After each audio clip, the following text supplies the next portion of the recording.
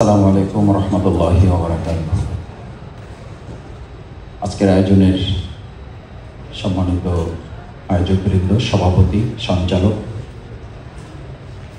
উপস্থিত নেতৃবৃন্দ, শহীদ পরিবারের সদস্যবৃন্দ, আহত জুলাই যোদ্ধা, বঙ্গত্ব বরণকারী ভাইয়েরা এখানে আছেন, সাংবাদিকবৃন্দ, সবাইকে শুভেচ্ছা জানাচ্ছি এবং বাংলাদেশ জামাত ইসলামী পক্ষ থেকে আপনাদের সবাইকে আন্তরিক ধন্যবাদ জানাচ্ছি যে আমাদেরকে এখানে আপনারা আমন্ত্রণ জানিয়েছেন এবং এরকম একটি মহতী আয়োজন আমাদেরকে আপনারা সম্পৃক্ত করেছেন। আমাদের প্রিয় মাতৃভূমি বাংলাদেশ 53 বছর পার করে আমরা 54 বছরে এখন পথ চলছি। খুব দুর্ভাগ্যের সাথে বলতে হচ্ছে যে একটা দেশের দ্বিতীয়বার আমাদেরকে স্বাধীনতা অর্জন করতে হয়েছে এবং আমরা 2024 সালের জুলাই আগস্টের গণঅভ্যুত্থানকে নাম দিয়েছি, আপনারাই নাম দিয়েছেন, এই দ্বিতীয় স্বাধীনতা। এবং এই দ্বিতীয় স্বাধীনতার যারা শহীদ তাদের প্রতি আল্লাহ তাআলার কাছে দোয়া করছি, আল্লাহ তাদেরকে জান্নাতুল ফেরদাউস নসিব করুন। এখনও যারা অসুস্থ আহত অবস্থায় আছেন, আমাকে কেউ কেউ খুব আবেগপ্রবণ মানুষ বলেন, আমি দুর্বলতা স্বীকার করি।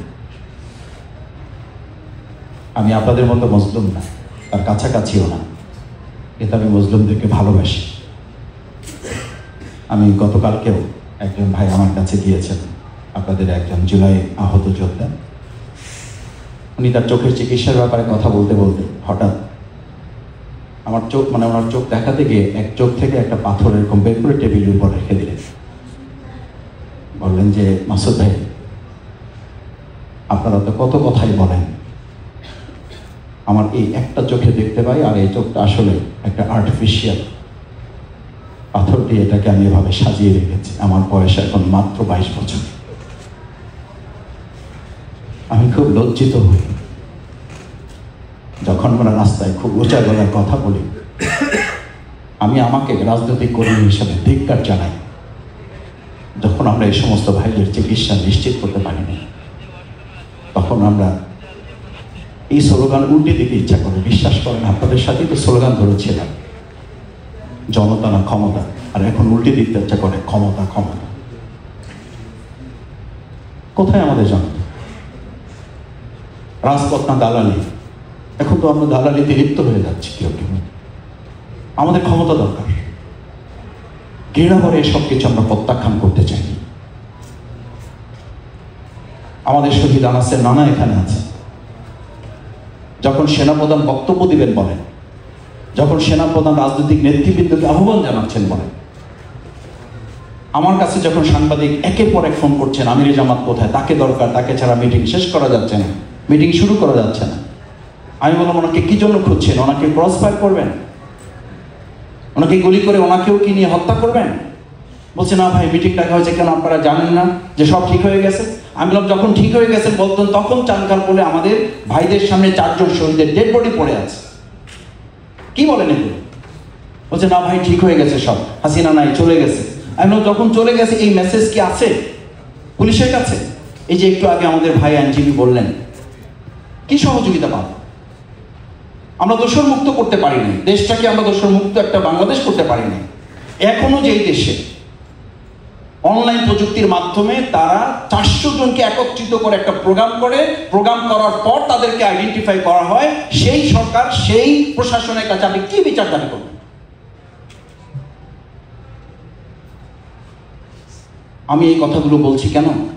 এটার জন্য আমিও দায়ী, এটার জন্য আমার দল বাংলাদেশ জামাত ইসলামীও দায়ী।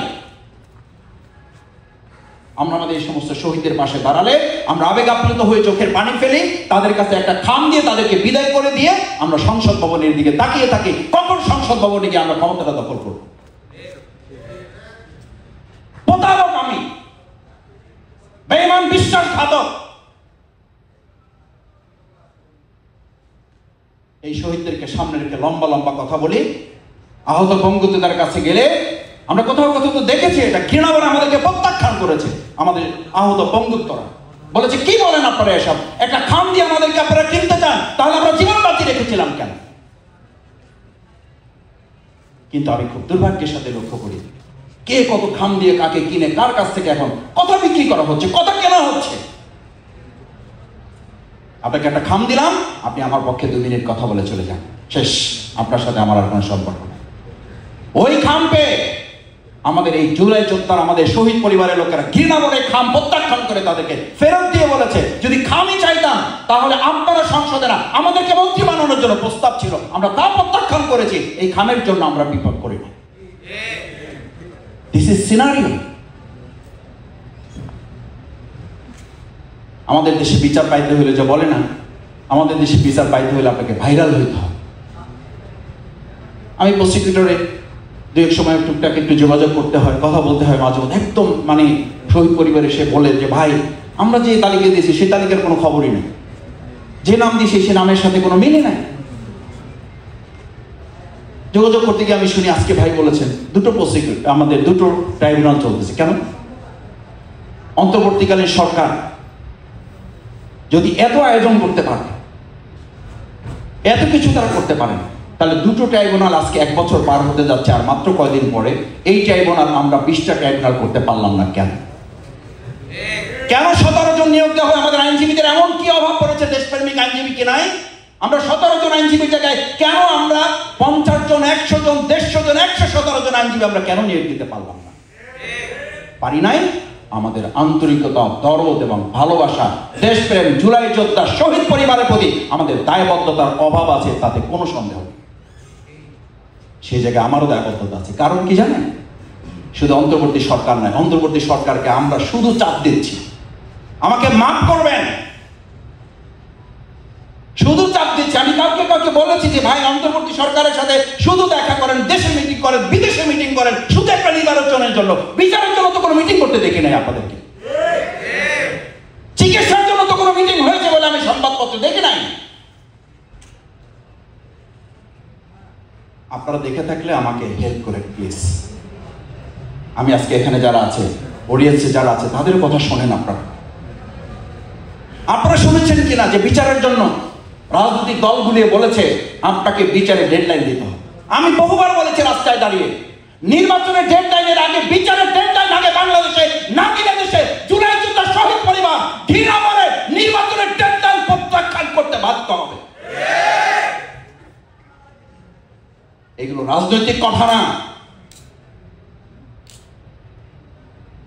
জামাত ইসলামী, আমার সঞ্চালক আমাকে বলেছে জামাত ইসলামী কি চায়, জামাত ইসলামী কি চায় এটা তো ইতিমধ্যে মানুষের কাছে প্রকাশিত, জনগণের কাছে প্রকাশিত। জামাত ইসলামীকে ইতিমধ্যে আসামি কাঠ করে দাঁড় করে দেওয়া হয়েছে। আমরা কি নির্বাচন বিলম্বিত করছি? কেন বিলম্বিত করছি? আমরা বিচার চাচ্ছি, বিচারের নামে আমরা টালবাহানা করছি। আমরা সংস্কার চাচ্ছি, আমরা সংস্কারের নামে নাকি টালবাহানা করছি। আমি আজকে সেই জবাবই এই অডিয়েন্সের কাছে দিয়ে যাই, আপনাদের কাছে দিয়ে যাচ্ছি। এটা প্রমাণ করে বাংলাদেশ জামাত ইসলামী বিচার এবং সংস্কার ছাড়া আমরা নির্বাচন চাই না, মানি না এবং হতে দেব না বলে আমরা দায়িত্বহীন কণ্ঠে কথা প্রকাশ করে দিয়েছি। আমিরে জামাত অসুস্থ। সর্বশেষ 19 জুলাই ঐতিহাসিক সোহরাওয়ার্দী উদ্যানে তিনি যে কয়েকটি কথা বলতে বলতে পড়ে গিয়েছিলেন, পড়ে গিয়ে আবার উঠে বসে যে কথাগুলো বলেছেন, আবার পড়ে গিয়েছেন, আবার উঠে বেশি যে কথাগুলো বলেছেন, সেই কথাগুলো একটাও জামাত ইসলামের কথা না, সেই কথাগুলো আপনাদের কথা, সেই কথাগুলো শহীদদের পরিবারের কথা, সেই কথাগুলো জুলাই যোদ্ধাদের কথা, সেই কথাগুলো জুলাই আগস্টের গণ অভ্যুত্থানকারী আন্দোলনের নেতৃত্ব দানকারী ছাত্র জনতার কথা তিনি বলেছেন। আপনাদেরকে সালাম জানিয়েছেন, দোয়া চেয়েছেন, তার অপারেশন সম্পন্ন হয়েছে। আমরা আশা করছি একটা নির্দিষ্ট সময়ের মধ্যে তিনি আমাদের মাঝে আবার ফিরে এসে আপনাদের আন্দোলনে তিনি সামিল হবেন। নিশ্চয়ই আমার সময় নির্ধারিত আছে, আর 1 মিনিটে শেষ করে দিই। সম্মানিত ভাই এবং বোনেরা, আজকে আমি এই কথাটুকু বলতে চাই, নির্বাচন নিশ্চয়ই গুরুত্বপূর্ণ। আমি তো ভোট দিতে পারিনি 25 বছর, ভোট গুরুত্বপূর্ণ। কিন্তু আমরা যখন আমরা যখন এই কথা বলি যে আমরা কি একটা শুধু ভোটের জন্য এই আন্দোলন করেছিল কেন, আমি বহুবার বহু জায়গায় বলেছি যে আমাদের বাংলাদেশে 53 বছরে এইরকম সরকার পতন কি কখনো হয়েছে যে সরকারের প্রধান থেকে শুরু করে একদম ইমাম পর্যন্ত দেশ ছেড়ে পালিয়েছে? সেরকম একটা প্রেক্ষাপটে আপনি বলবেন 3 মাসে 6 মাসে 1 বছরের মাথায় কেন নির্বাচন দেওয়া হলো না? এই নির্বাচন না দেওয়ার কারণেই বিচার হচ্ছে না, এই নির্বাচন না দেওয়ার কারণেই সংস্কার হচ্ছে না, এই নির্বাচন না দেওয়ার কারণেই শহীদরা আজকে লাঞ্ছিত, এই নির্বাচন না দেওয়ার কারণেই জুলাই যোদ্ধাদের সম্মান দেওয়া যাচ্ছে না। মানে যা কিছু হচ্ছে না, সব কিছু হচ্ছে না কি কারণে? আর আমি উল্টে বলে যাচ্ছি আজকে আমি এই দেশের নাগরিক, আমি ভোটার, এবং আমি এটাও বলি বাংলাদেশ জামাত ইসলামী আমাকে একটা আসনের জন্য ইতিমধ্যে অনুমতি দিয়েছে জাতির প্রতিনিধিত্ব করার জন্য। আমি যেন মানুষের কাছে যাই, আমি যাচ্ছি মানুষের কাছে, আমি মানুষের কাছে গিয়ে কথা বলছি। আমাকে আগে ভোট দেওয়ার জন্য আপনাদের কাছে অনুরোধ করছি না, আগে অনুরোধ করছি বিচার এবং সংস্কার কাজে আপনারা সোচ্চার হবেন। বিচার সংস্কার না হলে আপনি আবার সেই 53 বছর এবং আপনার ভোট আপনি দিতে পারবেন না। আসুন আমরা আমাদের ভোটের জন্য না, রাজনীতির জন্য না, ক্ষমতার জন্য না, আমাদের এই শহীদ পরিবারের জন্য, এই জুলাই যোদ্ধা আহত পরিবারের জন্য, যে সুন্দর একটা নতুন বাংলাদেশের নতুন বন্দোবস্তের জন্য এই জুলাই আগস্টের ভাই বোনেরা সম্মিলিতভাবে আমরা কাঁধে কাঁধ মিলিয়ে এই রাজপথে নেমে এসেছিলাম, সেরকম একটা সুন্দর বাংলাদেশ বিনির্মাণে অবশ্যই ট্রাইব্যুনাল বাড়াইতে হবে। আমরা আজকে দাবি তুলতে চাই অবশ্যই সেখানে প্রসিকিউটর বাড়াইতে হবে, সেখানে প্রসিকিউশনে যারা আছেন তাদের সংখ্যা বাড়াতে হবে, তাদেরকে সব ধরনের সহযোগিতা দিয়ে সরকারকে প্রমাণ করতে হবে তারা এই অন্তর্বর্তীকালীন সরকার শুধুমাত্র আমাদের কয়েকজন মানুষের সরকার না, তারা এই শহীদ পরিবার আহত জুলাই যোদ্ধাদের সরকার, রক্তের উপরে বসা সরকার। সে রক্তের ঋণ শোধ করার জন্য তাদের ভূমিকা পালনের উদাত্ত আহ্বান জানিয়ে আপনাদের কথার সাথে সমস্ত যৌক্তিক দাবিগুলোর সাথে বাংলাদেশ জামাত ইসলামী শুধু একমত না, শুধু সহমত না, এই দাবি আদায় করা ছাড়া আমরা বাংলাদেশের আগামী দিনের কোন উন্নয়ন, অগ্রগতি এবং এই অর্জিত স্বাধীনতা আমরা ধরে রাখতে পারবো না। এটার সাথে আমরা একমত পোষণ করে সবাইকে ধন্যবাদ জানিয়ে আমার কথা শেষ করছি। আল্লাহ হাফেজ। বাংলাদেশ জিন্দাবাদ, বাংলাদেশ জামাত ইসলামী জিন্দাবাদ।